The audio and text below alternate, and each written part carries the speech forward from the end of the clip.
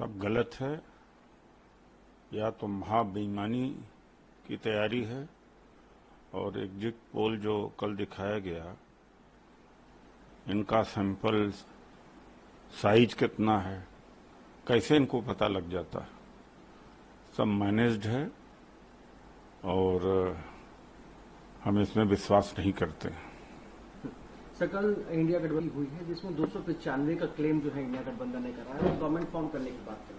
बिल्कुल किया है। और दूसरी बात है कि इनके मीटिंग में, रैलीज में लोग गायब थे।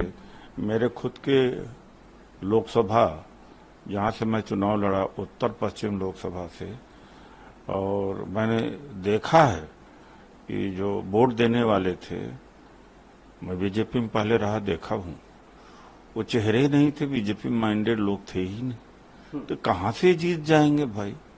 यह तो बहुत बड़ा मैनिपुलेशन है।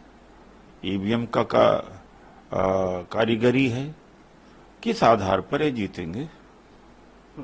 सर, कल पीएम ने ट्वीट के बाद उन्होंने कहा, अवसरवादी इंडी गठबंधन मतदाताओं के दिलों में जगह बनाने में विफल रहा। ये जातिवाद, सांप्रदायिक और भ्रष्ट है।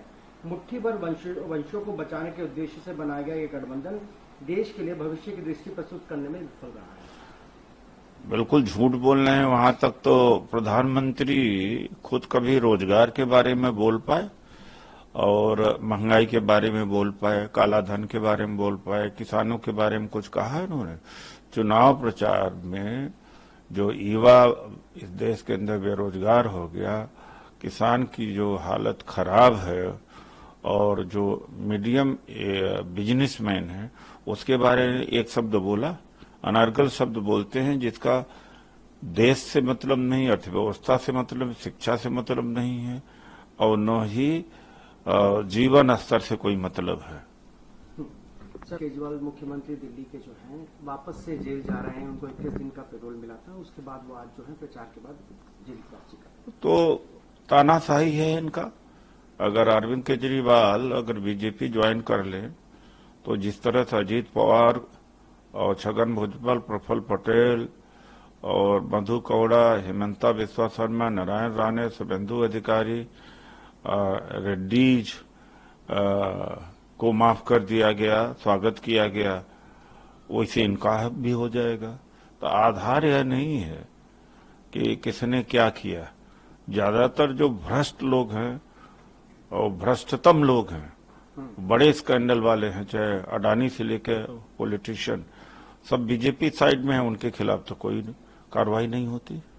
सर, राहुल गांधी ने विजयवीर के यहाँ पे जो पंजाब में है, उसके बाद उन्होंने प्रेसिडेंट को खत लिख के कहा है कि इसमें इंटरवेन करने की बहुत जरूरत है।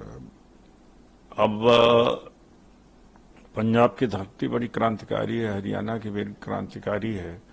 यहाँ के युवा ज्यादातर फोर्स की तरफ जाते हैं, और यह तो कोई नौकरी है नहीं, ये तो एक तरह से ठेकेदारी है। 2.5-3 साल 4 साल के लिए, 2 साल तो ट्रेनिंग में लगेगा, 2 साल में और क्या करेगा, उसके बाद में उसको निकाल दिया जाएगा, उसकी जिंदगी बर्बाद हो जाएगी। तो राष्ट्रपति तो कुछ कर नहीं पाएंगे, लेकिन यह देश को बताने की जरूरत है।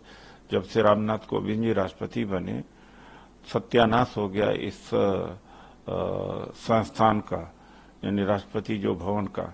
और उसके बाद में मुर्मू जी वही, तो प्रधानमंत्री हर चीज कंट्रोल करते हैं। वहां से ही मैंडेट आता है, आदेश आता, किससे मिलना है, किससे नहीं मिलना है।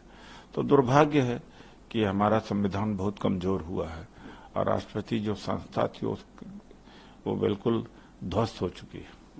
सर, आम आदमी पार्टी के संजय सिंह ने कहा है कि ये जो एग्जिट पोल है बीजेपी के ऑफिस में बने हैं। इन्होंने कहा कि कौन मानेगा कि तमिलनाडु में 34% वोट जो है बीजेपी को मिल रहे हैं। बिल्कुल ठीक कहा संजय सिंह जी ने। बहुत कहा कि मैनिपुलेशन हुआ है, और जानबूझ करके दिखावा किया मोदी जी ने साउथ में प्रचार करके, और ताकि जब वोट बढ़ जाए और सीटें बढ़ जाएं तो लगे कि देखिए मोदी जी का प्रचार है। वहां कोई जनाधार इनका नहीं।